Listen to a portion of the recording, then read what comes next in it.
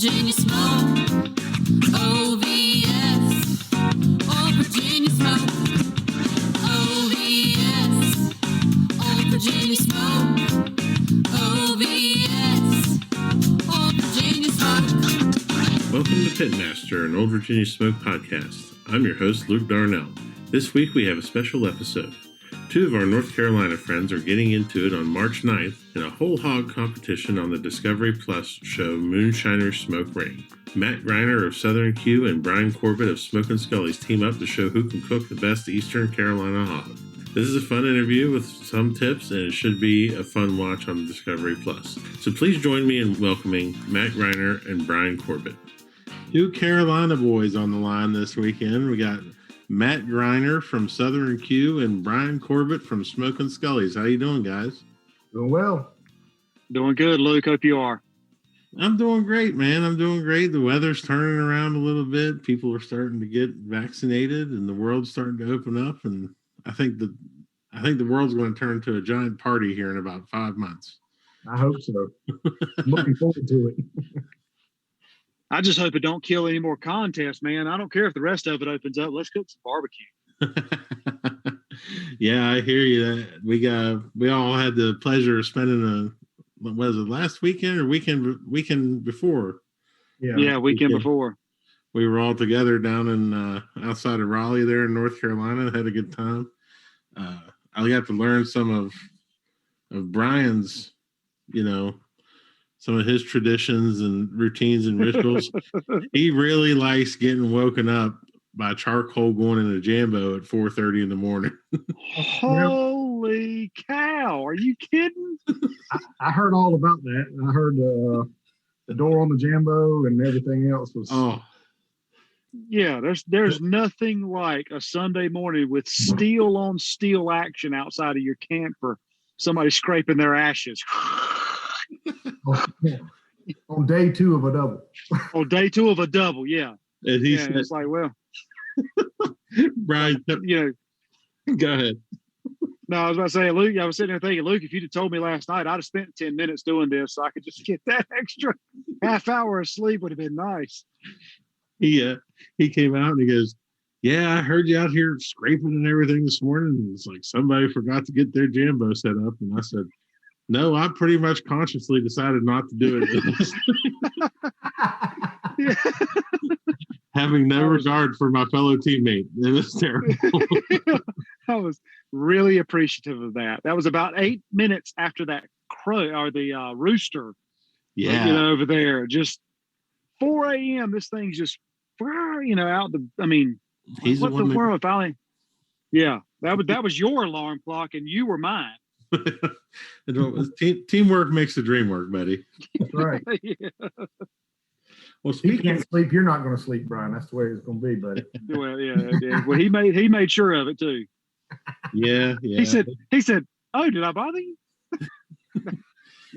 No, not at all. It's funny. Kim slept right through it. Well, I guess I was on the receiving end of the charcoal dispatch. Yeah, I had to get up a little early for my new fire program, so it all works out. But speaking of teaming up, you guys have teamed up for something pretty exciting coming up here in the next few days. What you got going on? We got selected by the folks from Mooshiners to come on their new show. It's called Mooshiners Smoke Ring, and compete against one other North Carolina pitmaster, and we're going to throw it down with the Carolina whole hog. So, wow, that's exciting. Yeah, that's pretty cool. Matt, if you don't mind me clarifying, let me clarify this a little bit. Matt with Southern Q got selected by the Mooshiners crowd to be a pit master on the show. Now, I was fortunate enough for Matt to ask me to help be his pit hand. So, yeah, no, we did not get selected. Southern Q got selected. Yeah, Brian was the first person I thought of to be on there, to come on there and help me. So he grew up Eastern North Carolina just like I did, and we right off the bat when we were putting our game plan together, we said we wanted to stick to our Eastern North Carolina roots, and I couldn't think of a better person to have done it with. So That's great. And this is going to be on Discovery Plus. Discovery Plus. Our episode starts March 9th at 9 p.m. Excellent. I know that I'll be definitely tuning in to watch that. Whole hog is something that, that's one of the first things that I learned how to cook when I first started cooking with my dad. And we didn't do it like all of us all think about whole hog. My dad learned from a guy from Tonga. Right. And we cooked it in the ground. Yep. No kidding. Yeah, we buried it in the ground, and we were kids at the time. And one of the things that you got to do is run around with a shovel and make sure no smoke's coming out of the ground. You got to keep it all in there. And so we thought it was a cool game. We didn't know we were working. They tricked us, but one of the best pieces of pork that I've ever had was down at Sam Jones's restaurant. We were down there. I think it was for the Aiden contest the first time. Mm-hmm. And came down there, and that was kind of my first introduction to Eastern Carolina whole hog. One of the things that we really focused on, and y'all will see. I mean, we talked about how that skin in Eastern North Carolina specifically, your hog meat better be good, but your skin better be great. Yeah. And so we really focused on that, and me and Brian even talked about it at one point. So, man, we better hope this skin comes out on national TV. After we done talked about it so much. Yeah, it's one of those deals you get about halfway through the cook, because you're not looking in the pit, right? Because if you're looking, you're not cooking. They said, that adage don't work with hot and fast. But when you're low and slow, like we were kind of doing that pig. I mean, if you're looking, you're not cooking. You get halfway through the cook, and you're like, man, we really kind of throwing our eggs in this whole skin basket here, which traditional East North Carolina guys is where it's at. But still, you kind of start to second guess a little bit. You're like, ooh, man, I really hope this thing turns out like it's turned out before. It should, but what if? Right. I definitely say you can see, look at some of the pictures they've released so far, and we'll just say it was a nice crunch to it. Nice. Mm-hmm. Nice. Now, can you talk about what you cooked the hog on? Yeah, we did it's a grill company. It's local to Eastern North Carolina. They build them. They send them all over the country. People are using them. It's we stayed true to our roots with it, and we burned green hickory down and we shoveled it into the pit. Oh, great. Can't necessarily say that somebody else did that on the show, but we can say that we did. So you guys kept your traditional, huh? Oh, yeah, Southern Q was true to its form with Southern Q. We went straight old school, shoveling some coals, baby. Yep, we did. That's great. Now, when you're cooking that whole hog, are you focusing on? I mean, is there one part that you focus on more than the other, or are you trying to just get the whole thing right, other than the skin? Well, right there from the get go. I mean, you're thinking about the skin right off from the start of the cook. So we're cooking meat down, and we're watching that skin, and that skin will kind of tell you when it's time to roll her over and start working on her some. So here, I mean, and I think Brian can probably agree with this. I mean, it's really all about the skin here. I mean, your meat better be good, but that skin better be great. And gonna cook a hog for us when we have our watch party. I mean, he's the current whole hog state champion, and I haven't had a better piece of skin off of any hog than what he's got. And I mean, it's just, I'll eat my weight in the skin, and I might have 2 bites of meat. And now, have either one of you guys been on TV before? I have not. No, sir. This was the first time, and it was a blast. It was a blast. I think they were kind of going after folks that hadn't necessarily been on TV. Were kind of in the same field. They have a catering company or they have a food truck. They weren't really going after people that had restaurants or stuff like that. So right. That's good to hear too, because there's so much talent and so many great personalities out there in the barbecue world that it's one of those things where they talk a lot about, this gap after that one show went away. and it's, everyone keeps trying to rethink this concept.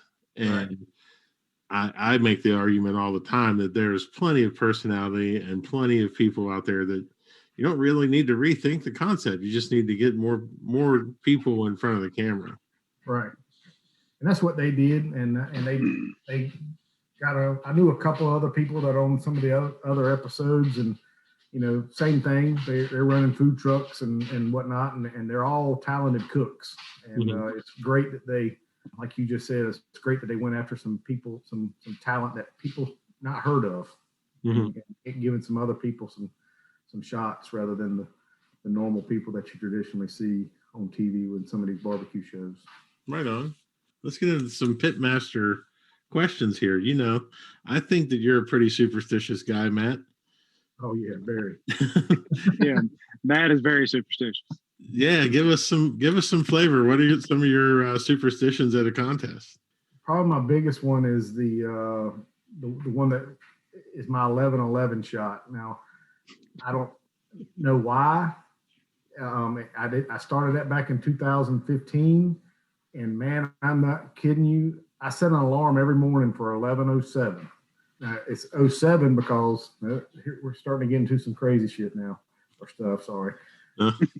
You can 34 is my lucky number. Uh-huh. It said 3 + 4 is 7. So 11:07, I set my alarm for that. So I wherever I'm at, to be back at my trailer at 11:11 to take my shot, and I freak out. Like it just seems like my day it goes downhill if I don't get it in. So wow. Yeah, it's pretty weird. I'm afraid to ask you if there's anything else.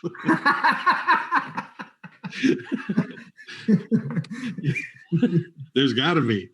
Yeah, I mean that's probably the biggest one, and then I've got certain ways that I like, probably like everybody else. I got things. I got to have this, one shaker that I've had since I started. I mean, that's another one. If I don't have it with me, it's like it just goes downhill. Yeah. And the world's coming to an end. If I forgot that shaker, but yeah, just that little stuff, a lot of little stuff like that. What about you, Brian? You got any superstitions? Superstitions, I don't know that I have. I think we all have our idiosyncrasies that we rely on, that we think they make a difference, but they probably don't. Just keeps our madness in check, so to speak. It's our barbecue zen, our barbecue Xanax, whatever you want to call it. Wow, that's a great term. Yeah, I mean, just little things. I mean, I set my alarm clock for a random time so that I look at the clock. Like I want to have that kind of old crap moment at the, like on a contest Saturday morning, for instance. I set my alarm clock for like 4:17. There's no specifics on the numbers there. I'm not as crazy as Matt, but I want to, like when the alarm clock goes off, I want to look at it and go, why the hell did I set it at 4:17? Like that's weird. So I have that second to get my mind right and get up. Otherwise I might hit the snooze button and wake up at, I don't know, 9:30. Right. Something like that, which would not be good on a Saturday morning. No. And then I kind of go with how I feel on my music. It could be anything from Johnny Cash to Tupac. I'll hit it all, man. Whoever's with me cooking, if it's by myself or if somebody, my wife or one of my buddies is with me, they might say, what kind of music you want to listen to right now? And I just kind of go, let's listen to this. And it's the first artist that pops in my head. And that'll be the station on Amazon Music or whatever we play the entire time. That's cool. So you guys are obviously really good friends. Have you ever cooked together at a contest or anything like this before? No, I don't think we've ever cooked together at a contest. We're beside each other a lot. Oh, yeah. We're pretty close to each other, but we've actually never gone to a KCBS and cooked together before, no. Yeah, we've talked about it. In fact, there's been a couple of times that we've had the opportunity, just something just comes up and can't seem to make it. Yeah. Now, was there any challenges in terms of working together on this hog? No, I mean we put a game plan together, and I would mention some things to Brian, and then Brian would come back and say, you know what, that's a good idea, but what if we try this? And I say, oh, you know what? That's great. And so we put a good game plan together, and we stuck to it. And that's part of it. So much of that is a part of what we do in terms of not only having your plan, but staying with your plan. That's right. That's the number one thing to being successful in barbecue, I think, is avoiding distraction and sticking to your guns. So many people get out there and they see other people doing stuff. And, if people had watched me at day one of that Raleigh contest, they'd have thought I was crazy because I had a wind, 40-mile-an-hour wind blowing right in my firebox. Now, Brian's right beside me and he's got his pit turned the other way. Yeah. Yep. So he's not putting a chair in front of his firebox or folding down the thing to his trailer and standing there with a coat, like trying to keep it from blowing at 350. And I think a lot of people get caught watching. And what's funny is Matt and I were actually talking about that this weekend, and I told him, I said, man, you should have seen Luke. I said he had chairs propped up. He was all, every time he would talk to me, he's standing in front of the firebox door, and it wasn't until hours later you realize, man, he was trying to use his big ass just to block the wind. That's all I had. And it was, and I got my steps in that day because I was going up and down the stairs, jumping off the ramp, just doing whatever. I was borrowing stuff from Muttley, give me that chair. That chair doesn't have holes in it, But so much of it is adapting. And in a TV setting such as you guys were in, that's got to add another element of stress to making those adaptations, doesn't it? It was, and I think we're safe to say that that particular day it was cold and windy, and yes, it was. The wind was something because we were burning wood down in coals, and and so then you start wondering where all these embers going to fly off to, and that kind of thing. But yeah, I mean that definitely added a stress to it because there was a few times we kind of panicked a little bit, but we just got our heads screwed back on right and went back to the game plan, and boom, boom. Well, this is I'm very excited to watch this. I'm wondering if it's this was done in North Carolina, I'm assuming, with a couple of North Carolina pit masters, and they did the first few episodes, I think it's safe to say, up here in North Carolina, and then I think they've done the rest of them somewhere in South Carolina, I believe. Are we going to need a translator? You might for Tickle once the camera got turned on. just turn your closed captioning on. It'll be good enough. There was a lot of smack talking. I will say this: Brian was killing the one-liners. He's kind of a master of them. Yeah, if you watch the trailer, you can hear a couple of them in the trailer. So I'm gonna have to check that out. Oh, I love some good smack talk. That's always fun. There was no there was a lot of good smack talking. I'm quick-witted and slow-footed. That's how that needs to be my new barbecue name. So let's get back into another couple of pitmaster questions. Do you, Matt, when you're doing a whole hog, do you rely a lot on technology or not? When I'm cooking an Eastern Carolina hog, no, I'm not. I mean, we grew up cooking them, and we don't. I mean, years ago, I remember my grandpa. I mean, he would just grab the bone. When the rib bones would slide out and the shoulder bone would slide out, I was ready. And so no, I mean, nowadays, of course, you got your thermopin and stuff like that. Now, you get into the Memphis style hogs and you go to, cooking those NBNs and stuff. Mm-hmm. Yeah, they're going to rely a little bit on some technology but a lot of money on the line then. So sure. But if I'm cooking here, me and my buddies and stuff like that, or nah, there's no technology involved. It's all old school, shoveling coals, fire, and putting your hand on the top of the grill and knowing when to add, that kind of thing.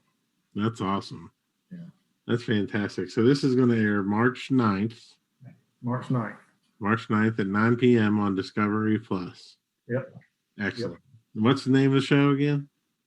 Mooshiners Smoke Ring. Mooshiners Smoke Ring. If you've been watching any of the later the more recent episodes of Moonshiners, they're pretty much leading up into the show now. I think Tank's been on there a few times already, right, Ryan? Yeah, he's been on there a couple of times. And kind of the segue, I guess, if you want to call it that, from Moonshiners to the Smoke Ring program is a couple, 3 shows back. If you watch Moonshiners, they Tickle, who is the main host of the show, it's his show, built a homemade smoker out of 2 55-gallon drums. Mm-hmm. Now I'm assuming that there was moonshine involved in this cook. It was. And I think we both can agree we now know why Tickle is on the Moonshiner show. Yeah. Yeah. I don't know where he got the name Tickle, but he stays tickled on it, that's for sure. He stays tickled when he's pickled. It's his stuff's pretty daggone good, I will say that. Yeah. It's pretty legit. That's got a real smooth burn. Yeah. That's fantastic. Well, guys, I can't be more excited to watch it. It's always great to see 2 friends on TV and 2 guys that I know are great guys doing well. And we're going to try and get the word out and get people watching. And I wish you the best of luck. I know I can't ask you how it turned out. I don't want to know. I'm super excited to watch because I know that both of you are great cooks in your own right, and you guys teaming up together are going to be pretty hard to beat. So yeah. Make sure, if you guys that are listening out there, you tune in on March 9th at 9 p.m. on Discovery Plus for the Moonshiner Smoke Ring, featuring Southern Q, Matt Griner, and his Vanna White, Brian Corbett. Well, thank you, Luke. I do appreciate the opportunity to be on here, and I really appreciate the opportunity for Matt asking me to represent Southern Q on the new show Moonshiner Smoke Ring on Discovery Plus. So thank you both. Yeah, thank y'all. And Luke, we appreciate you bring us on here and letting us talk about it. Absolutely, guys. Absolutely. And maybe we'll do a follow-up when we can get into it a little bit. Yeah. That'd be a pretty good idea. I think we will. I think we will do it. We'll break it down. And maybe we can do it at I'm sure we'll see you at a contest soon. And I'll bring the jar with me. You know what? That'd be I've been wanting to do more of those type of episodes where, we're in person and I just put the mic out and, it'll be after the show. Maybe the 3 of us can sit down and really talk about, because I think we have an opportunity here maybe to teach the world a little bit about Eastern Carolina whole hog. And I think, I don't think we can give anything away before the show, but I think that'd be a hell of a follow-up episode. So absolutely. Great, guys. Well, good luck, and we'll see you on March 9th on the big screen. All right, thanks. Fantastic. Really appreciate it, brother. Yeah, man. Thanks, Luke. Thanks, Matt. Yes, sir. Thank y'all. Thank you for listening to Pitmaster, an Old Virginia Smoke podcast. Be sure to subscribe and like the podcast, rate the podcast, and share it out with all your friends. Also, be sure to check out the Old Virginia Smoke YouTube channel as well. We will have another episode for you next week. For companies interested in advertising, please contact Old Virginia Smoke directly via www.oldvirginiasmoke.com. Pitmaster, an Old Virginia Smoke podcast, is edited by Chris Sedenka. Pitmaster, an Old Virginia Smoke podcast, is a property of Old Virginia Smoke, LLC. All rights reserved. Copyright 2021. OVS, Old Virginia Smoke. OVS, Old Virginia Smoke. OVS, Old Virginia Smoke.